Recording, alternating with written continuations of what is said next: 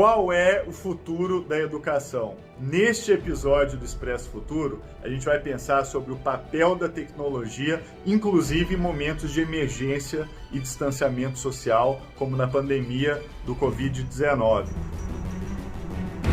Your local school principal cannot make sure that children's homes are connected to the internet. A gente está passando pela talvez a mais profunda, a mais dramática mudança, né, dos últimos séculos. Educação é saúde, é cidadania, é menos corrupção, é menos violência, é mais crescimento econômico, é mais emprego, é mais renda, é menos desigualdade.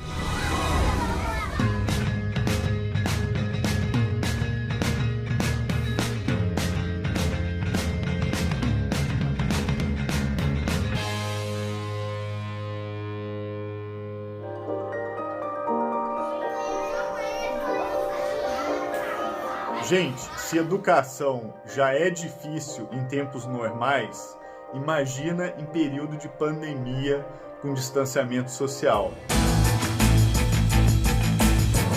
O que dá para aprender, né? Será que a escola consegue ir para a casa das pessoas? Será que é possível aprender em casa usando tecnologia? Será que a educação à distância pode promover desigualdade? Educação é sempre uma forma de melhorar oportunidades para as pessoas. Não tem país no mundo que se desenvolva sem ter uma base educacional muito forte. O problema é que, na medida em que a educação migra para o universo online, a gente tem que pensar também em conectividade e desigualdade. I think parents and families and students and teachers and educators are in many places doing a really extraordinary job to make this work, and the system is just not set up for it to be successful. Students who are marginalized in society in a variety of other ways are particularly suffering right now. If you live in a home or an apartment with a lot of people in it, if you're homeless right now, it's really hard to find a place to do your work. If you don't have technology access to have good digital connections, it's really hard to do your work. If your parents are essential workers and they have to go into scary working environments where they're at risk of getting ill right now, and that's a stress in your family, that's a very different learning environment than if you're home safely with your middle-class parents who can work from home and those kinds of things. One of the things that we know from research about education in emergencies is that the work that educators do during emergencies, during crises like refugee crises and things like that, really matters for young people. So providing intellectual stimulation, providing schedule and routine, connections and relationships with peers and trusted adults, all of those kinds of things help promote youth resilience in the midst of emergencies. So even if we're not being as successful as we might hope at maintaining academic progress during this period, it doesn't mean that the work that teachers and schools and families are doing isn't really, really important right now. It is. For countries like Brazil, in which there is limited access for connectivity, for instance, having like a homeschooling as the alternative might be like a sort of a vector for inequality, for instance? Absolutely. All around the world, schools are an important part of the social safety net. There's an almost perfect overlap between the young people who we would expect to be hit hardest by a pandemic and by a recession, and the students who will suffer most from the lack of services as schools close. But I think a lot of folks have observed that we need to consider that there are trade-offs when people are not at school. That makes them safe from the coronavirus, but it can put them at risk of other things, not just academic loss, but not having enough food, not having enough social services, those kinds of things. So it's not a simple case to say that keeping people home keeps them safe.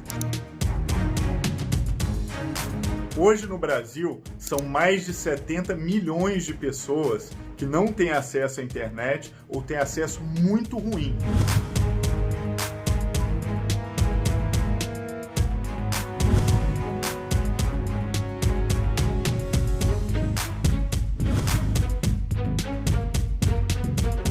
Nessa situação, como é que faz para a gente pensar em aprendizado em casa, né? Em escola virtual, aprendizado à distância? É muito difícil. Se a gente não tiver boa conectividade, a gente corre o risco de estar ampliando desigualdades, né? O de cima sobe e o de baixo desce. É nesse contexto que a gente precisa pensar em como é que a escola trazida para dentro de casa pela tecnologia pode ser acessível para todos. Esse é um tema que a gente vai pensar junto com a Ana Carolina da Hora, que é uma programadora especialista em tecnologia e inteligência artificial.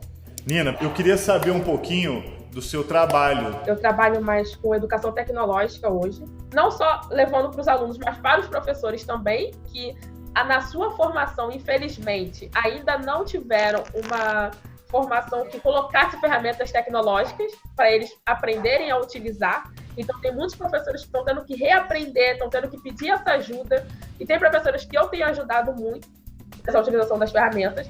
Então, acho que pensando aqui na educação, aplicativos de videoconferências, redes sociais, às vezes não são as formas que vão conseguir ajudar o conteúdo educacional a chegar em alunos que estão mais afastados do centro. E alunos que moram em favelas, né? Por várias outras questões estruturais, eu moro num lugar que o meu sinal chega bem de internet. Mas tem muitas pessoas que não têm esses acessos. Você vê que muitos alunos estão sendo prejudicados, porque eles não conseguem ter o mesmo acesso. Pegando a área de educação, a gente tem vários problemas que eram problemas que já existiam, acirrados com a utilização da tecnologia. Então, acho que a gente deveria pensar, justamente com as empresas de telefonia, parcerias que elas poderiam fazer com pré-vestibulares comunitários de pacotes de internet móvel, o mínimo para eles conseguirem se comunicar com os alunos. Porque a maioria das operadoras hoje de telefonia, elas deixam gratuito pacotes de internet para usar WhatsApp, Facebook, Instagram. E aí, tentar pensar uma forma de ajudar os professores a utilizarem essas ferramentas para virarem as ferramentas principais de compartilhamento de alguns conteúdos. Poderia ser uma forma de deixar os alunos um pouco menos ansiosos, né, nesse momento que a gente está vivendo na educação.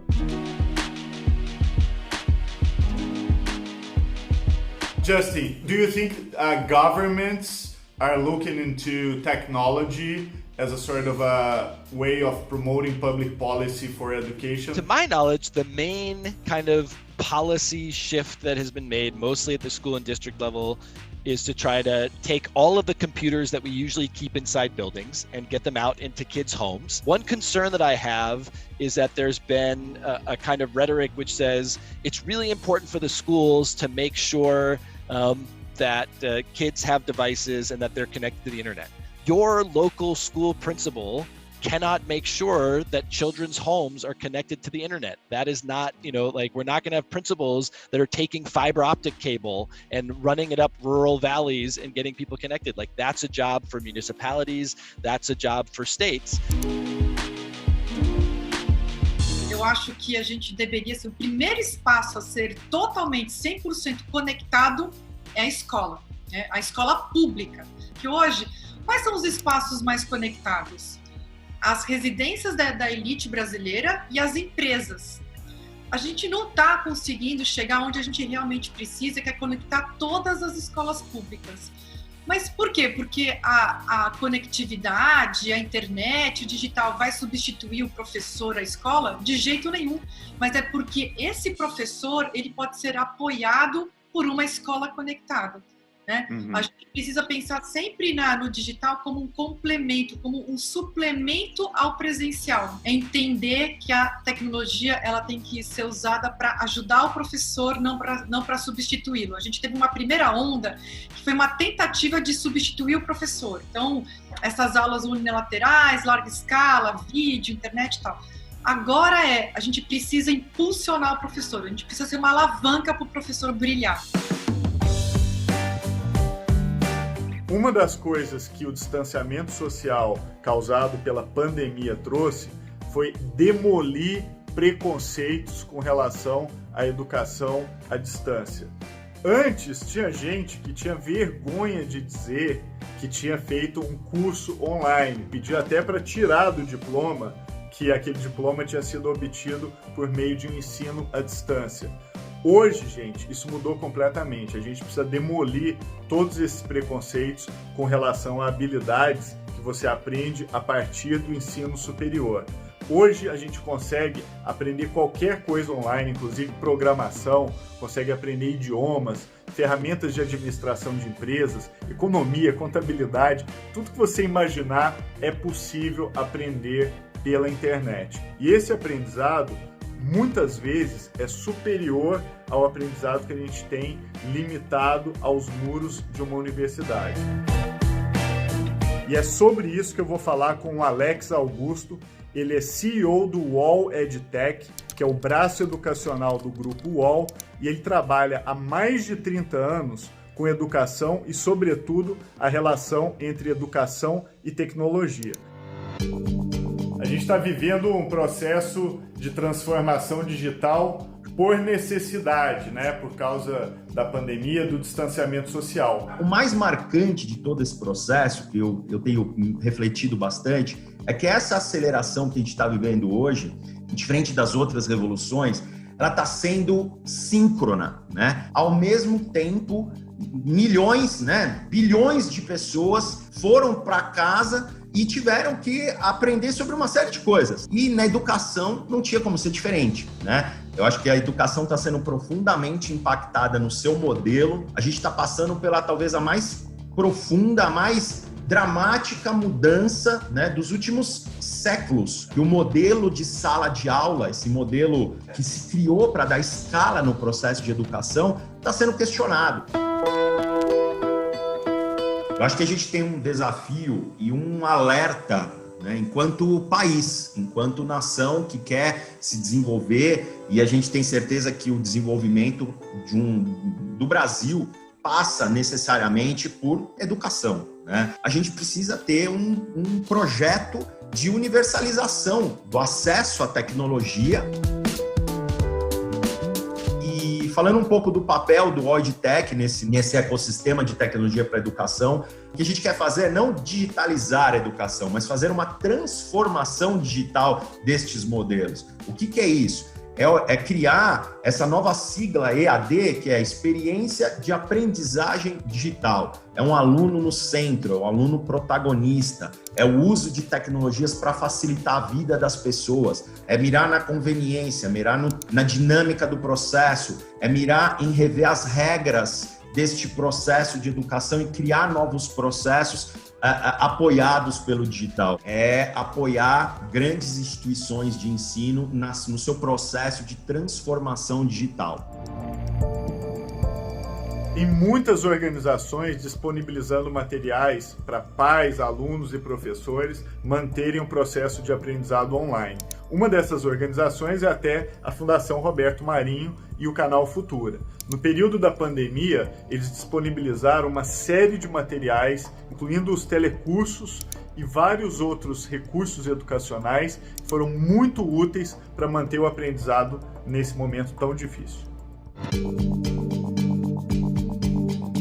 No período da pandemia, da Covid-19, houve um monte de pais e mães de alunos que tiveram que fazer com que a escola fosse levada para dentro de casa, a escola home office. E na minha visão, esse experimento massivo, e feito às pressas, não deu certo. A qualidade de aprendizado foi pequena e um monte de gente no Brasil não conseguiu aprender porque não tem conectividade em casa.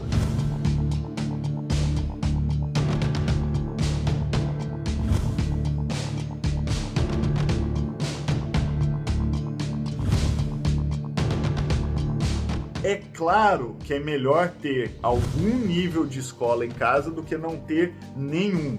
No entanto, a gente ainda precisa trabalhar muito para que a educação à distância não seja um sacrifício para os pais. Se a gente pergunta para pais e mães quais foram as suas experiências nesse período tão difícil, provavelmente você vai ouvir relatos de pesadelo, porque eles não tiveram vida fácil e a escola em casa muitas vezes não funciona.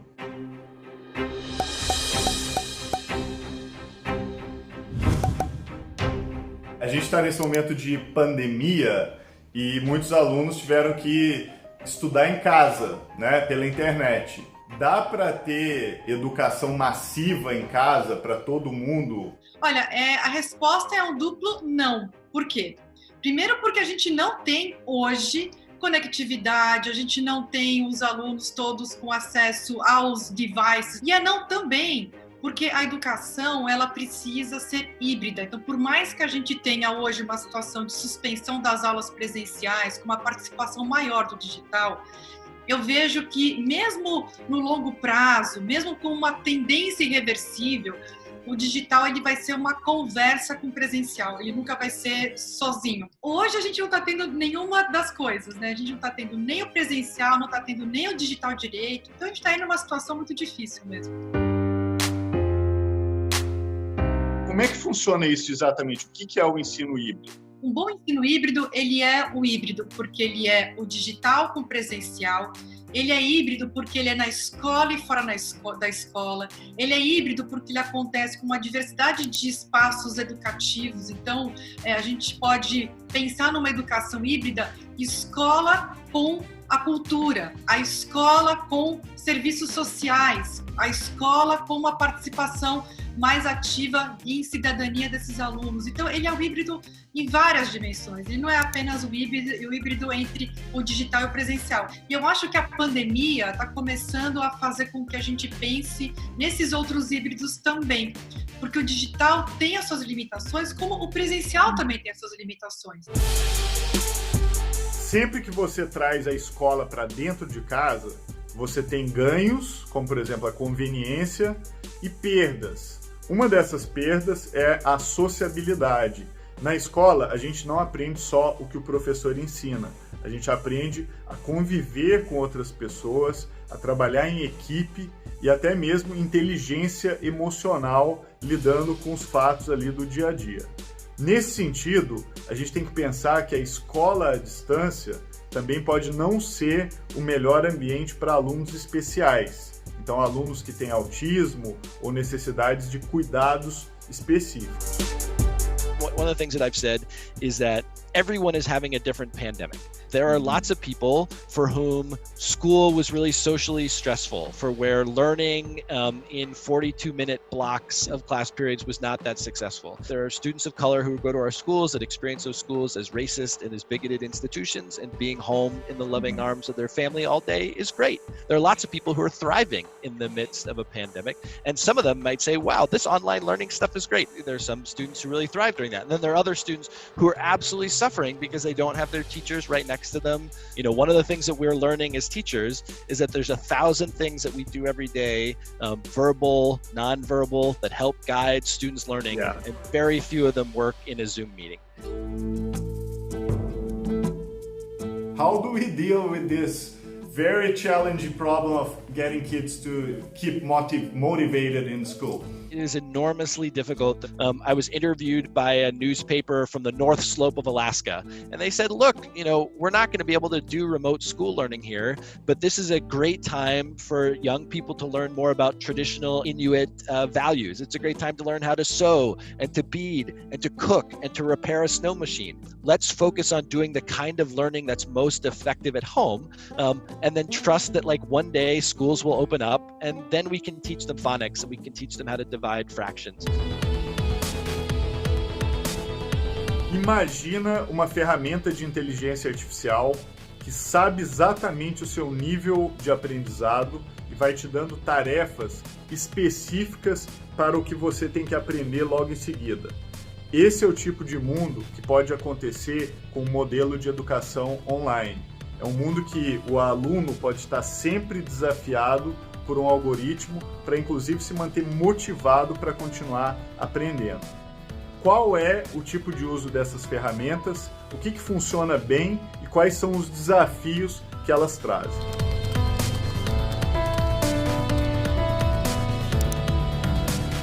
Now, in terms of the actual sort of content of education, I mean, I think one of the things that, you know, is happening in these years, we have this sort of great new paradigm for doing almost everything, which is computation. The question is, how do people get to the point where they are functioning in computational X?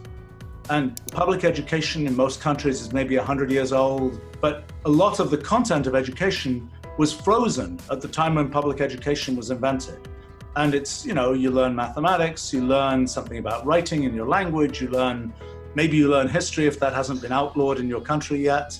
But this computation is one of the first really new ideas that has come into existence since the time when public education was invented. And so the question is then, how do you, what is the process of learning to think computationally? What is that like? So, about 400 years ago, sort of a big innovation was the idea of mathematical notation, things like plus signs and equal signs and so on. And that the invention of that notation made it possible for people to think mathematically and made possible, the invention of algebra and calculus and all those kinds of things.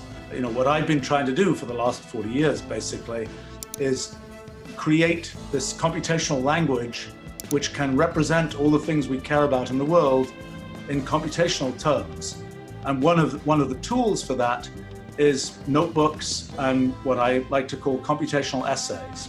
But more than just as a way for you to communicate your thoughts computationally, you also get to communicate them to a computer. And the computer can then take those thoughts and do computations. But so you get to kind of think alongside the computer. It's kind of a new way to express oneself, but importantly, it's a way where you get to leverage everything that the computer knows how to do, all the computational knowledge that we've spent, many decades teaching the computer, all the computational knowledge that's been accumulated that we've been able to sort of collect from the world. And that's a way that we can kind of have a sort of symbiosis with the computer to achieve much more than we could achieve before.